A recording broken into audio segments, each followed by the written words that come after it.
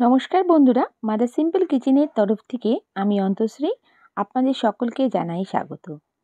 নতুন দিনে নতুন রেসিপি নিয়ে আবার হাজির হয়ে গেছি। আজকে আমাদের রেসিপি ইলিশ পোলাও। একদম দারুণ স্বাদের ইলিশ পোলাও সহজেই বাড়িতেই বানিয়ে নিন, আর ফ্লেভারটা পেয়ে যাবেন একদম মা দিদিমাদের হাতের ইলিশ পোলাওয়ের। চলুন দেখে নেওয়া যাক। এর জন্য দরকার আমার ইলিশ মাছ। এখানে আমি বেশ বড় সাইজের, দেখুন 1/6 করে কেটে নিয়েছি। 6টা ইলিশ মাছের পিস নিয়েছি। মাছটাকে বেশি কিছু ম্যারিনেশন করতে হবে না, শুধু লবণ দিয়ে আমি কিন্তু মাছটাকে ম্যারিনেট করে রেখে দিচ্ছি।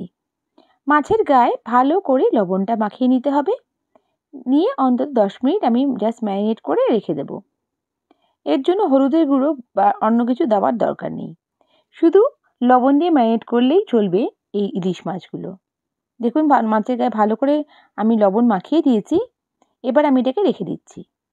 এখানে আমি বাসমতি চাল নিয়েছি, আপনারা চাইলে গোবিন্দভোগ চাল নিতে পারেন। দেখুন এখানে আমি 5 কাপ বাসমতি চাল নিয়েছি। চালটাকে ধুয়ে ভালো করে জল ঝরিয়ে রেখে দিয়েছি।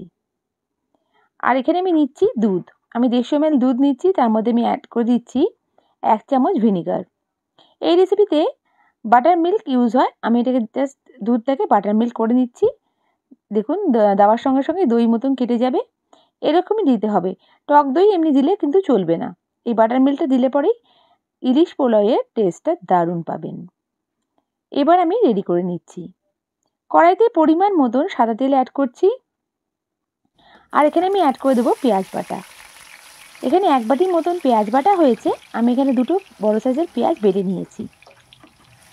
পেঁয়াজটা দিয়ে ভালো করে আমি ফ্রাই করে নিচ্ছি তেলের মধ্যে।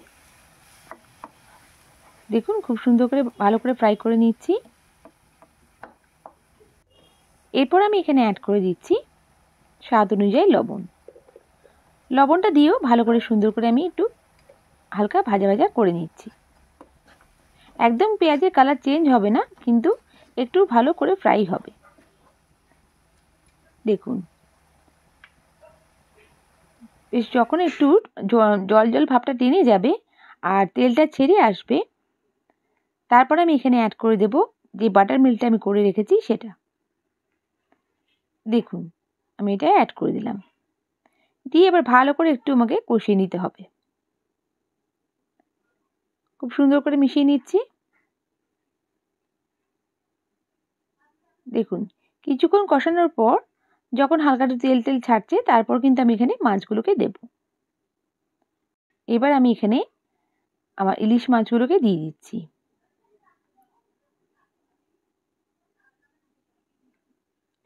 আর ইলিশ মাছগুলোকে বেশ সুন্দর করে সাজিয়ে আমি দিয়ে দেব। এবার হালকা হাতে একটু আমি নাড়িয়ে চাড়িয়ে কিন্তু নিচ্ছি। খুব বেশি নাড়াচাড়া করবেন না, তাহলে ইলিশ মাছ ভেঙে যাবে। কিছুক্ষণ পর আমি কিন্তু ইলিশ মাছটাকে একটু উল্টে পাল্টে দেব, যাতে ইলিশ মাছটার মধ্যে পুরো ফ্লেভারটা ঢুকে যায় গ্রেভিটার। দেখুন সবকটা মাছ আলতো হাতে আমি জাস্ট উল্টে দিচ্ছি। খুব সাবধানতা বজায় রেখে এটা কিন্তু করতে হবে।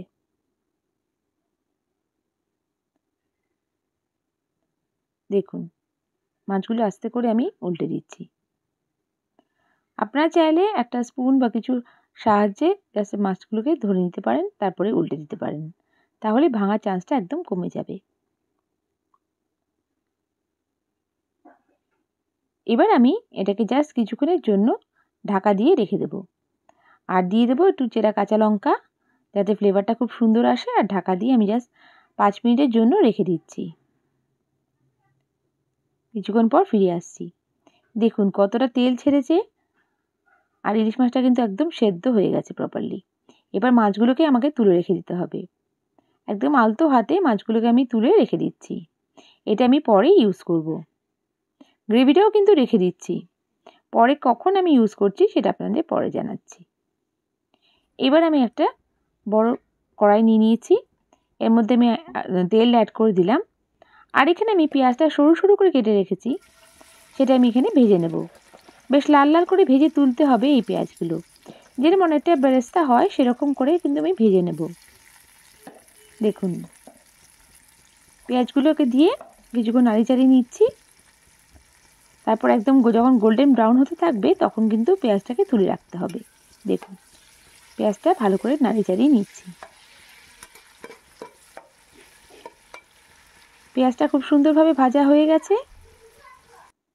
এবার আমি এটাকে তুলে রাখছি। হাফ পেঁয়াজ আমি তুলে রাখছি, হাফ পেঁয়াজ কিন্তু এখনই রান্নার মধ্যে আমি ইউজ করছি।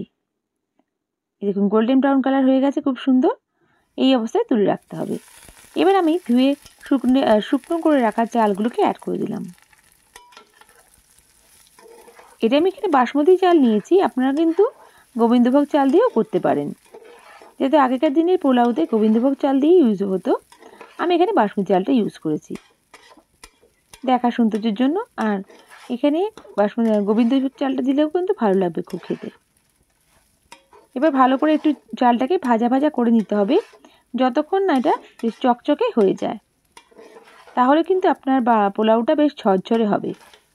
যতটা ভালো ভাজা হবে চালটা, ততটা ভালো পোলাওটা হবে, একদম ঝরঝরে পারফেক্ট। এবার আমি এখানে অ্যাড করে দিচ্ছি আমার যে গ্রেভিটা করেছিলাম, সেই গ্রেভিটাকে এরপর আমি এখানে অ্যাড করে দেব। দেখুন যখন দেখছেন চালটা একদম চকচক করছে, তারপরেই কিন্তু গ্রেভিটা অ্যাড করবেন।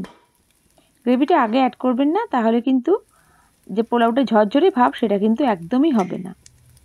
এই স্টেজে যখন বেশ চকচক করছে রাইসটা, তখন আমি সব গ্রেভিটা অ্যাড করে দিলাম। এবার আবার ভালো করে আমাকে মিশিয়ে নিতে হবে চালের সাথে। দেখুন খুব সুন্দর করে নাড়িয়ে চাড়িয়ে নিচ্ছি।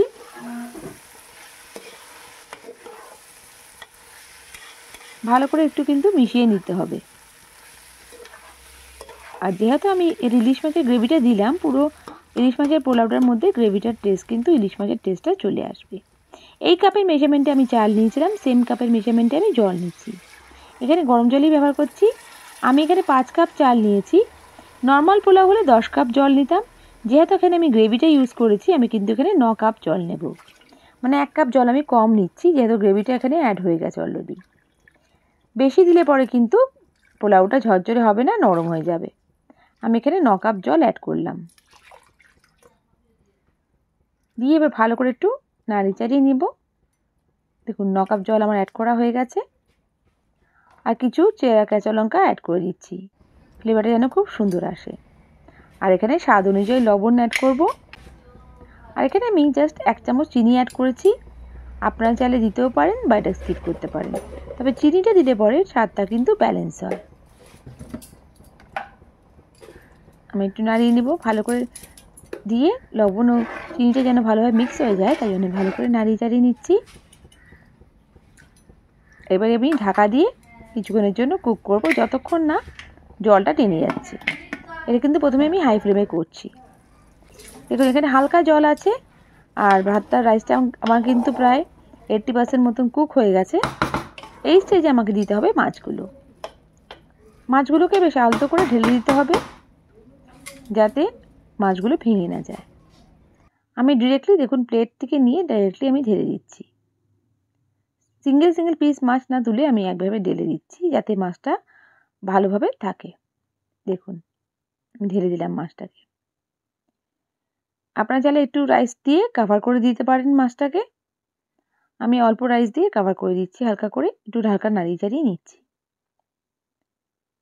রাইসটা জাস্ট হালকা করে উপরে দিয়ে দিচ্ছি, বেশি নাড়াবেন না, তাহলে কিন্তু মাছটা ভেঙে যাওয়ার চান্স থাকবে। এবার একদম লো ফ্লেমে আমাকে জাস্ট 5 মিনিটের জন্য একদম কুক করে নিতে হবে। ফ্লেমটা কিন্তু একদম লো করে দেবেন। 5 মিনিট পর ফিরে আসছি। দেখুন আমার ইলিশ পোলাও কিন্তু একদম রেডি হয়ে গেছে। রাইসটাও পুরো প্রপারলি কুক হয়ে গেছে। এবার আমি ভেজে রাখা পেঁয়াজটা এখানে দিয়ে দিচ্ছি। এবার আমি সার্ভ করে দেব। বন্ধুরা আমার রেসিপিটা যদি ভালো লেগে থাকে, প্লিজ লাইক করে, শেয়ার করে, সাবস্ক্রাইব করে আমার পাশে থেকে যাবেন। বেল বাটনটা প্রেস করবেন, যাতে আমার রান্নার নোটিফিকেশনগুলো সব থেকে প্রথমেই আপনারা পেয়ে যান। আর যদি আমার রেসিপিটা ফেসবুক থেকে দেখে থাকেন, তাহলে আমার পেজটাকে লাইক করে ফলো করে দেবেন প্লিজ। আপনাদের এক একটা লাইক কমেন্ট আমাকে মোটিভেট করে নতুন রেসিপি নিয়ে আসার জন্য। আর আমার এই রেসিপিটা কেমন লাগলো আমায় কমেন্ট করে নিশ্চয়ই জানাবেন। আর আপনারা যদি চান কোনো নিত্য নতুন রেসিপি আপনাদের জন্য ট্রাই করি, অবশ্যই আমায় কমেন্ট বক্সে মেনশন করবেন। নেক্সট রেসিপি নিয়ে আবার হাজির হয়ে যাব। সবাই ভালো থাকবেন, সুস্থ থাকবেন। বাই। Thank you.